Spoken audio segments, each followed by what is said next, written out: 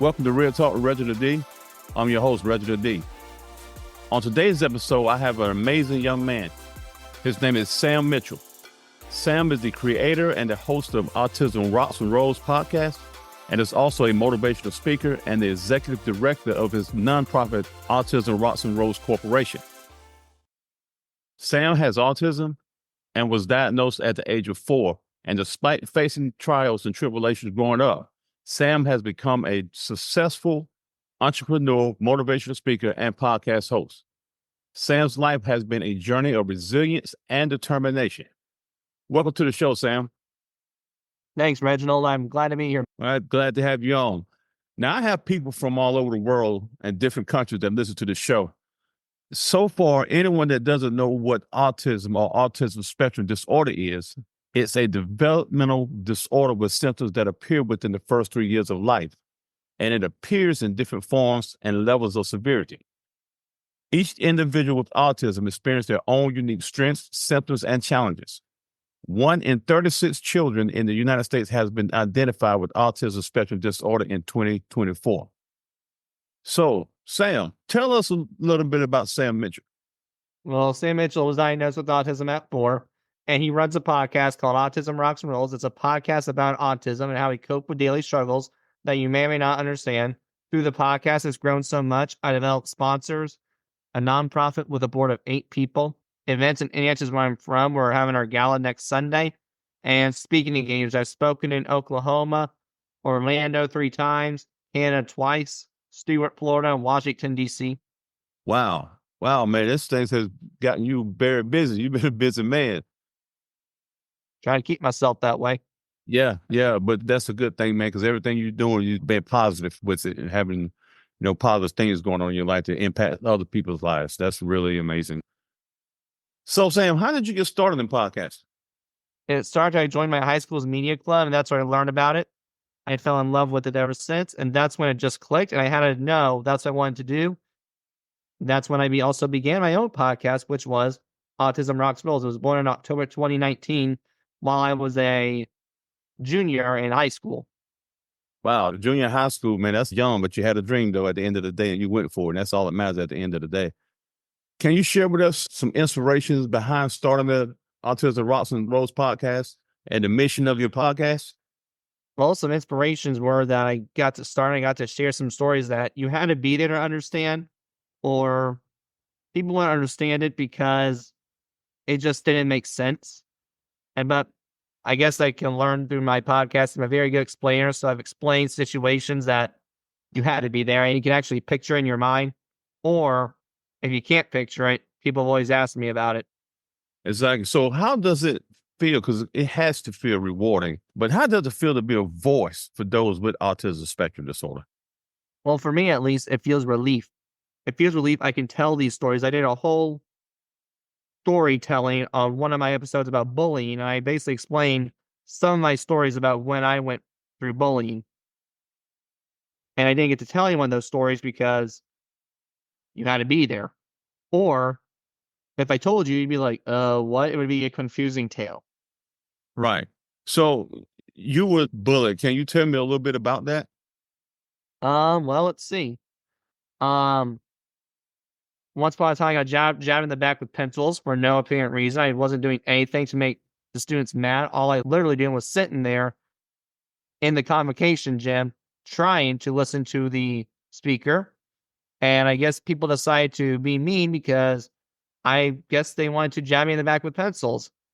And I couldn't move at all because the teacher told us you cannot move. And I get the reason why. They want us to pay attention to the assembly, the speaker. You're not chatting with your friends. Totally get it. But how am I supposed to pay attention if you're getting literal needles pinned on you every 5 seconds? Man, that's awful. That is very awful. So that was one of your challenges, I guess, going through school, is that people was bullying you and things like that, or just being stupid, I'll call it, at the end of the day. Yeah. Well, luckily I had to leave early because I had a doctor's appointment. But what I learned afterwards, my mother was a English teacher, and I don't know how she got there. Somehow she had to go to the gym, and apparently she sat right between the two boys. And when the assembly was over, she basically ripped them. a new one. Right. Right. So, Sam, how did your podcast help change your perceptions and promote acceptance for yourself? Well, I mean, it showed that I can actually do something, A. B, it shows that despite all these flaws and these little quirks I have, people might still actually like me. I mean, when I found podcasting, I was also going through some personal growth because at the end of the day, the podcasting and my decision was at the end of the day, I'm not going to care what others think of me because if I do, I'm not going to make it. I was a people pleaser for 15 years, completely failed. So I had to do stuff for myself, and I still do sometimes. Now, do I still take suggestions or advice? It's harder to do, but if it makes sense, I will take it. But if it still doesn't, I'm saying, thanks for your help. You may leave now. I'm doing it my own way. And your own way is the best way. I'll tell anybody.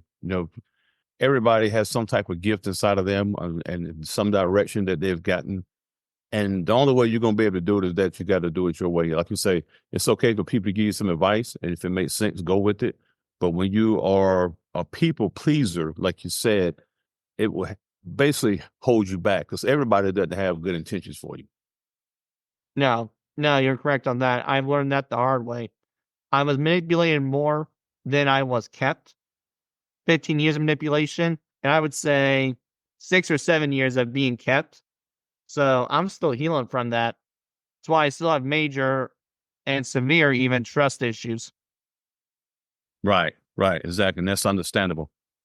Your podcast, Autism Rocks and Rolls, what motivated you to focus specifically on autism and related topics? Well, the fact I was diagnosed with autism, A, but B, at the time it was growing. You say yourself in 2024 it's 1 in 36. I bet here in 3 years it's going to be 1 in 26.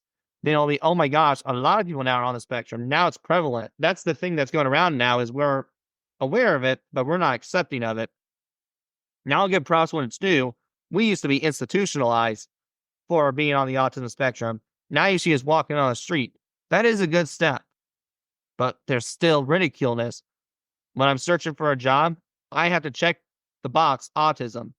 And I don't mind checking the box, but I should have to be scared that the boss would think, oh, he has autism. I'm throwing his resume out the door.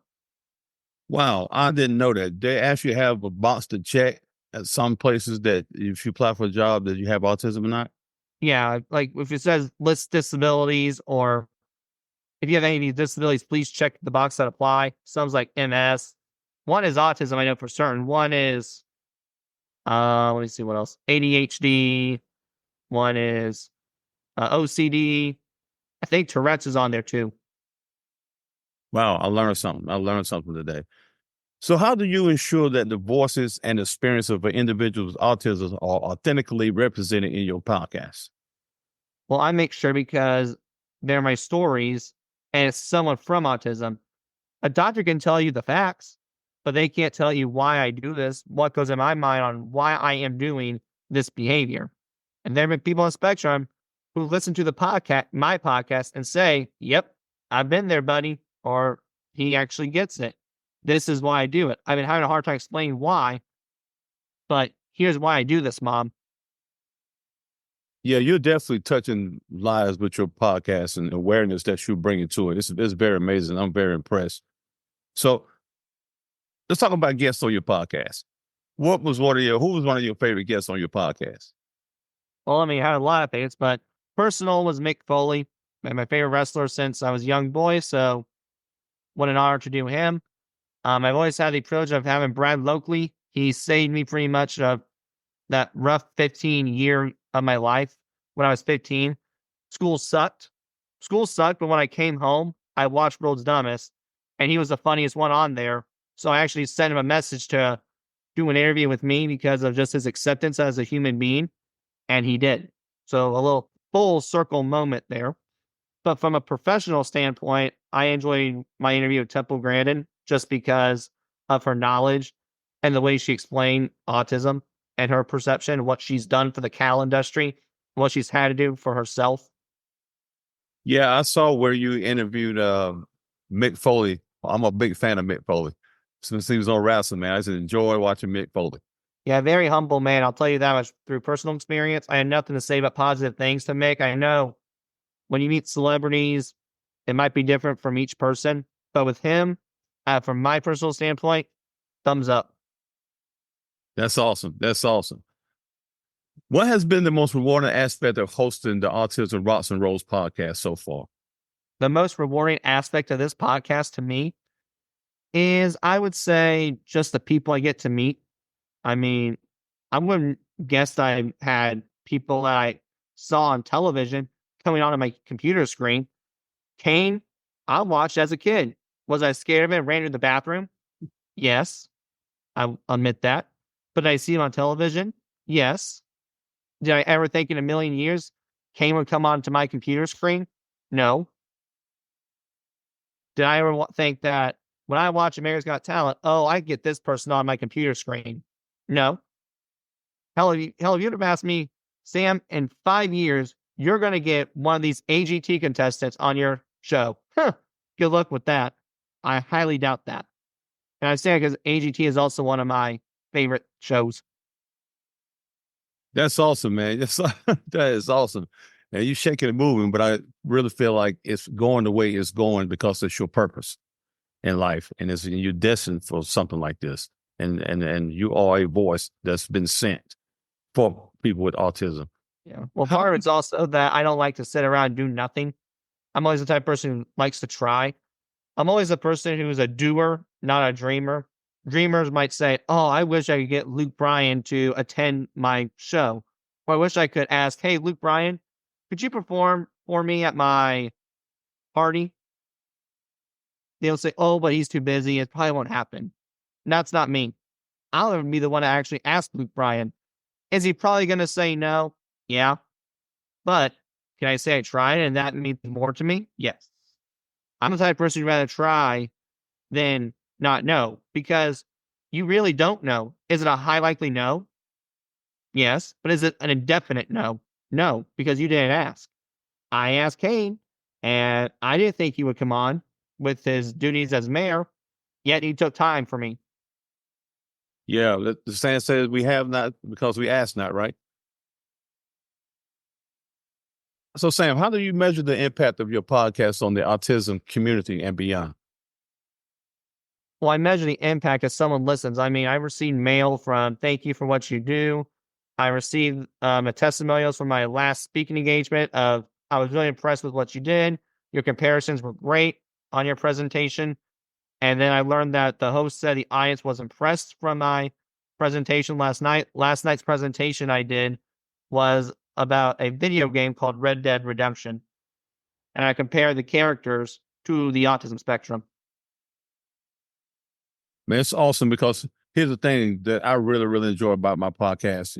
Get feedback from people saying, hey, how much you changed their life or how much they've learned from you or how much you helped them. That really keeps me going at the end of the day. And I'm pretty sure that's what keeps you going too. Yes, sir. It's definitely what keeps me going. But it's also personal fulfillment. I think it's a win-win for me. Oh, yeah, exactly. Exactly. It's definitely a personal fulfillment, like you said. So, Sam, what are your plans for the future of the Autism Rocks and Roll podcast? Well, we're hoping it can be a full-time job. I don't know if it will be. It always could be a side gig. But who knows? I mean, I'm taking this one day at a time because it could take me to anywhere. I mean, if I expect a lot, it couldn't happen. So I'm always very laid back with this podcast. I just have a certain schedule that I follow because I'm doing it. But what I do with the episodes and what you guys do with it after it comes out, up to you. I mean, did I think I was going to get ever invited to speak? No, but that was up to them. Did I ever think we were going to have a gala? No, but that was up to my board. So yes, I am the executive director, but I have people help me, A, and B, I take an advice and sometimes go with things.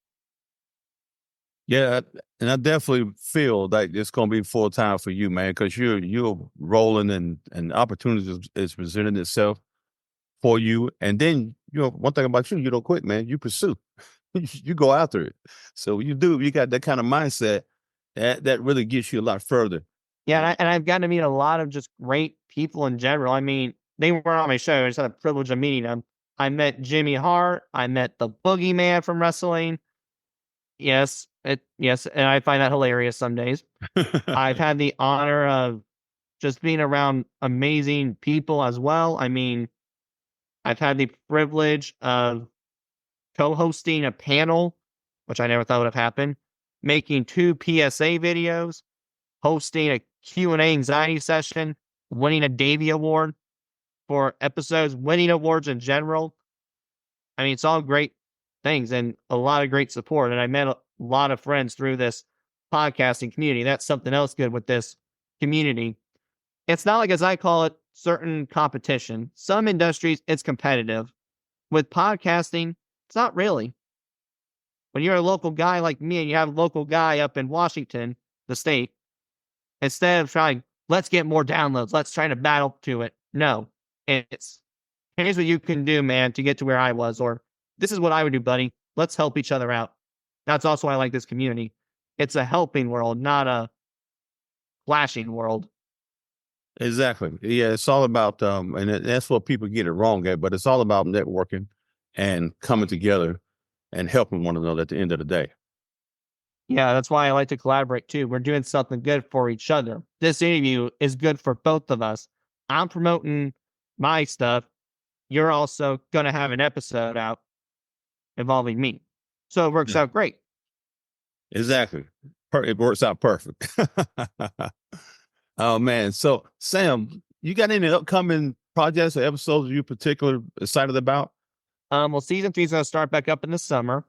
I have my gala. We'll be having a silent auction, food, a wine wall. It'll be a blast.